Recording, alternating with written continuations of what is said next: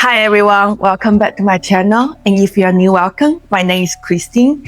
In today's video, we're giving the staircase and the space underneath a little makeover and wrap it up with some cozy fall decoration. So if that's something you're interested in, just keep watching. A little bit about this space. The staircase points right toward our front door, so it's one of the first things you see when you walk in. When we move in, we painted black and white to keep it classic, and we refinished the floor in a natural wood tone with a matte finish. I love how that set the foundation. The flooring flows right into the stairs, and we also pour up the old rug to keep it clean and simple. The area under the stair leads straight into the dining room, which will give its own makeover later, but for now, we'll focus right here. I've always dreamed to have a gallery work that travels up to the staircase. It feels like such a statement piece, and for the longest time I was afraid of crowding the space, so didn't know where to start. So I keep putting off. It actually took me almost a year after moving in to finally set my mind to it, and I'm so glad I did. Before I put a single nail in the wall, I mapped everything out with paper templates. Each sheet was cut to the exact frame size. Since all of my frames are different, I tape them up loosely and work backward to adjust the layout with more precise twists. This let me step back to see the whole gallery work as one composition before spending time perfecting it.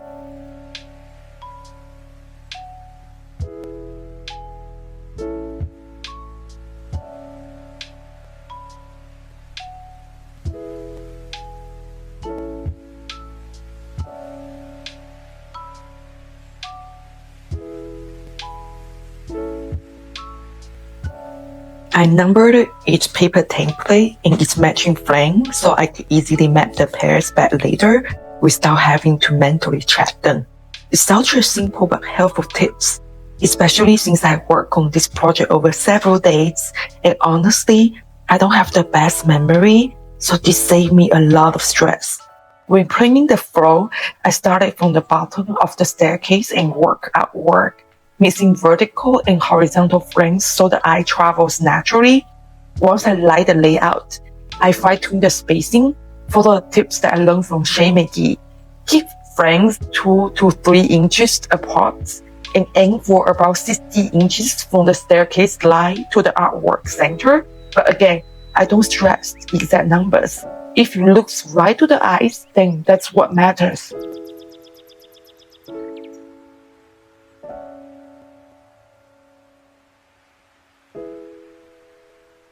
Here's my takeaway. I work with what I have. I don't buy special craft paper or spacer tools like most tutorials suggest. Instead, I use grit gift wraps which work perfectly. It's such a good way to repurpose something I already had while saving money and reduce waste. Working backward with all the template loosely taped to the work and then fine-tune the spacing really did the magic for me in these steps. I'm the kind of person who prefer visual planning over just imagining it. And since this was my very first time installing a gallery work, that approach made all the difference. Choosing a mix of 3 frames in different sizes and have the layout travel up the staircase make it much more challenging than a flat work with grid measurements. So I'm especially glad I took these steps.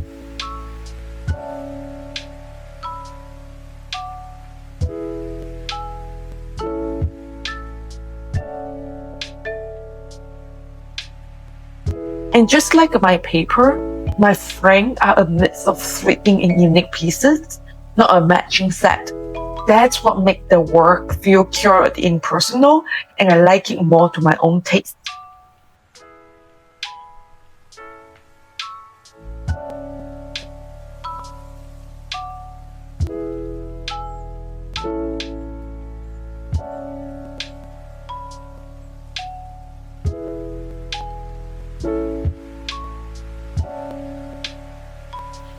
After mapping everything with paper templates, I lay the frames on the ground to visualize the gallery before finalizing the artwork. This step was about seeing textures and colors come together from a different perspective. Balance was my goal. I spread black, wood, and gold finish evenly and make sure heavy matte wasn't grouped together since they create a lot of negative space. I also tend to flip standard size frames because it makes printing artwork so much easier. Most convenience stores offer poster printing that fits those sizes perfectly. And while flip frames don't often come with mats, I was lucky to find a few high-quality ones in second-hand pottery-bound frames. Those white spaces give the gallery breathing room and balance the bolder pieces. Mixing textures, colors, and size make the work feel collective and cohesive rather than uniform.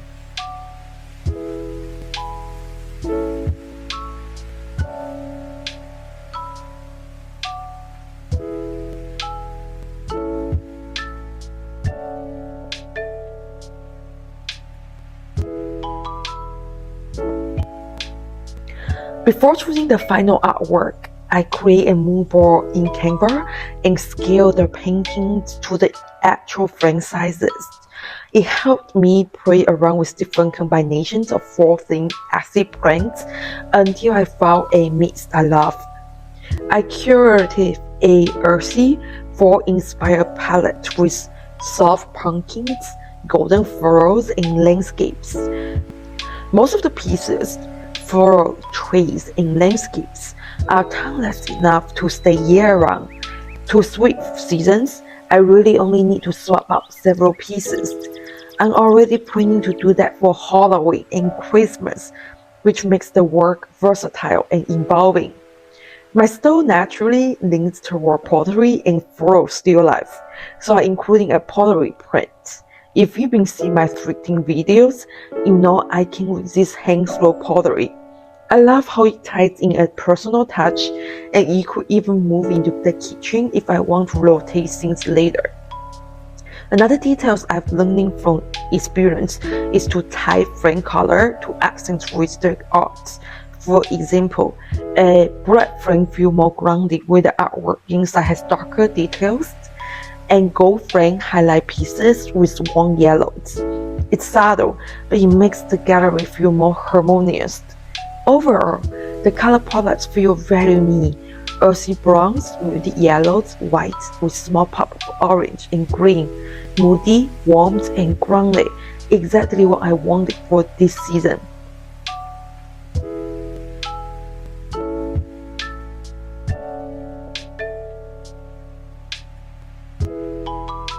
I downloaded all these prints from Etsy and had them printed at CVS.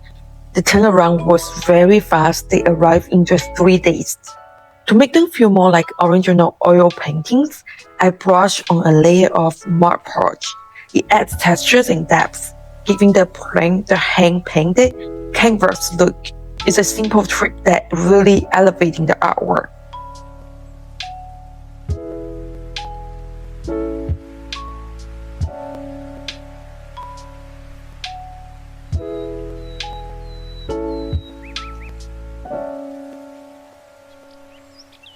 While everything dried, I prep the frames.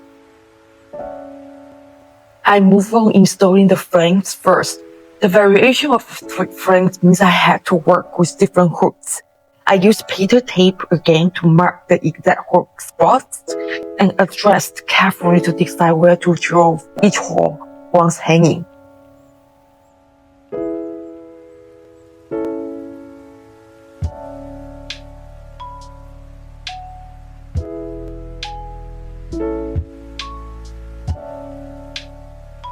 I still use my stump finder to make sure I'm not hitting anything like wiring, but beyond that, I use needle hooks to make it stress-free.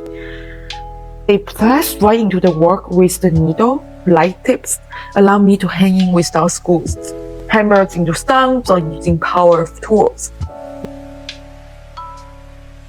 In the few spots while I hit wood, my husband helped nail it in a screw.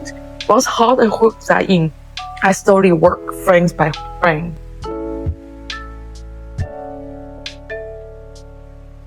And finally, once all the frames was hung and I had double checked everything looks just as I imagined, I installed each art pieces into its frame. With everything prepped, it was finally time to see the gallery work come together.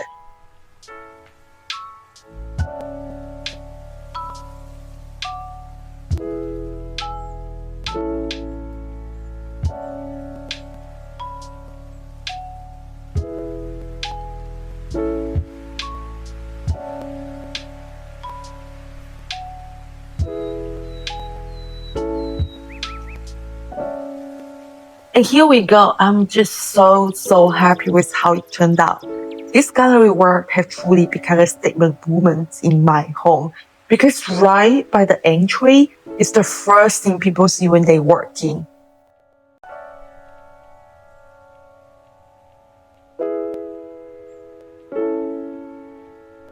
I love that it reflects my style, feel curated and collected, and adds such a warmth to the space. I honestly can't wait to showcase it next time I'm hosting. It already feels like a conversation piece, and that makes all the printings and effort so worth it.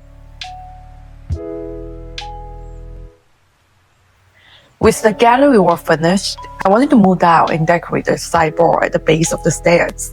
This sideboard is actually from Amazon. We brought that with us from our first apartment.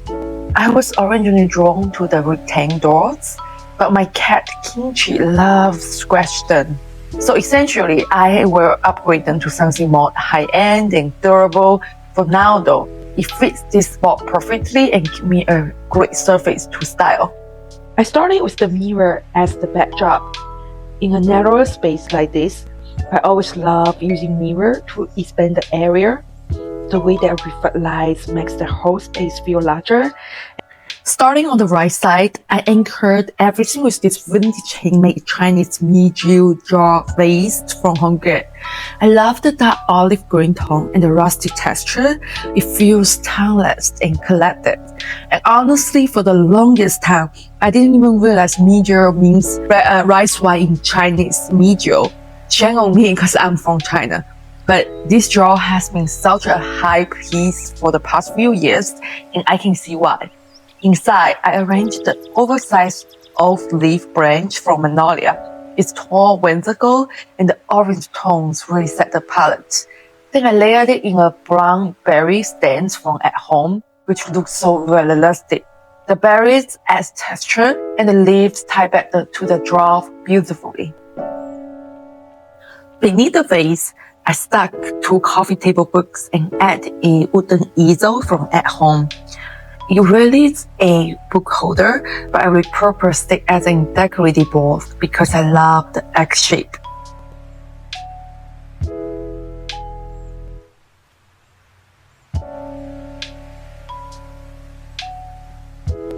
On top, I styled a few vein pumpkin picks from Hobby Lobby. They managed to be floral picks, but by hiding the stems, they work perfectly as both fielders. The whole setup flows from top branches down to the book and pumpkins, layered structures and seasonal. Moving over to the left side, I layered 2 coffee table book as the base, then built height with 3 antique gold candle holders from Hobby Lobby. I stuck one of them on top of the books for a little extra lid. I love the metallic finish here. It breaks up all the wood tones and adds just the right amount of shade and contrast. To complete the vignette, I styled 2 pumpkins. The orange one from Hobby Lobby has the cutest tail with subtle darker stain that tie back to the rest of the palette. The muted yellow pumpkin from at home is one of my favorite because it's softer, not too bright, and blends beautifully with the earthy tone. To finish, I topped the candle holders with orange table candles from Hong Kong for a warm seasonal glow, and scattered a few leaves and petals from my stands across the surface to give it that living, natural mood. Together, the 2 sides balance each other with height, textures, and color flowing from the vase to the candle, and little details like pumpkins and trailing leaves tie everything together. To finish off, I add this cute ottoman from Target. I love the subtle brown stripe pattern. It feels tailored in structure, but still soft enough to ground the corner. I drip a sweet straw blanket over it. The French detail is one of my favorite parts, and it's ultra soft, which makes the ornament feel even more inviting. On top, I placed floral jacquard pearls from Target. The deep green tone ties back beautifully to the middle drop on the sideboard, and the floral design adds the romantic, vintage touch that balances all the earthy tones in the space. I top it off with the pumpkin pearl from Hundreds. It's playful and seasonal, and the texture makes it feel cozy and whimsical. Finally, I added a floral lamps from Hundreds. I love the scallop detail on the shade. It's delicate, vintage inspired, and it adds a nice metallic touch that ties back to the gold candlesticks on the sideboard.